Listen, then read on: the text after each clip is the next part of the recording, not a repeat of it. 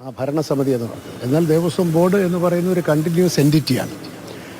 അപ്പോൾ അന്നത്തെ ഭരണസമിതിയെ ഇടയ്ക്ക് പ്രവർത്തനങ്ങൾ അന്വേഷിക്കട്ടെ. അത് കോടതിക്ക് അങ്ങനെ തോന്നിയെങ്കിൽ അന്വേഷിക്കും. പിന്നെ ഞാനൊന്നും പറയേണ്ട ഒരു കാര്യമുള്ള കാര്യമുണ്ട്. എനിക്ക് എൻ്റെ ബോർഡിന് വഴിപാടുകളും ഇതുമായി ബന്ധപ്പെട്ട കാര്യങ്ങളിലടക്കം ക്രമക്കേടുകൾ നടന്നു എന്നുള്ളതും ഇഡിയുടെ ഇപ്പോൾ ഇന്ന് വന്നിരിക്കുന്ന പത്രക്കുറിപ്പിൽ പറയുന്നുണ്ട്. അപ്പൊ അങ്ങനെ ഒരു സുഹൃത്തുക്കളെ, ഈ അന്വേഷണ കോടതി അന്വേഷിച്ചുകൊണ്ടിരിക്കുന്ന കാര്യത്തെപ്പറ്റി ഒരഭിപ്രായവും ഞാൻ പറയില്ല.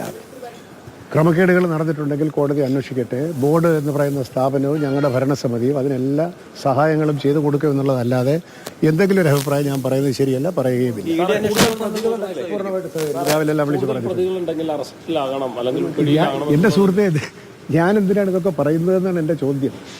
അറസ്റ്റ് ചെയ്യേണ്ടവർ അറസ്റ്റ് ചെയ്യണം. സത്യം അന്വേഷിച്ചിട്ടുള്ള ഏതൊരു പ്രവൃത്തിക്കും നമ്മൾ കൂടെ നിൽക്കും. അതാണ്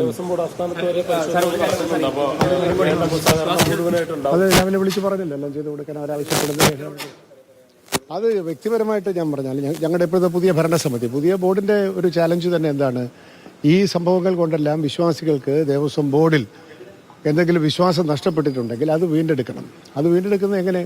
ഞാൻ അതിപ്പം കൂടെ ഇങ്ങനെ പറയേണ്ട കാര്യമില്ല. വീണ്ടെടുക്കുന്നത് എങ്ങനെയെന്ന് പറഞ്ഞാൽ കൂടുതൽ സുതാര്യത ഉണ്ടാവണം, അക്കൗണ്ടബിലിറ്റി ഉണ്ടാക്കണം. അത്തരത്തിലുള്ള സിസ്റ്റംസ് പരിഷ്കരിക്കാനുള്ള ഒരു പരിശ്രമത്തിലാണ് ഞാനിപ്പോൾ.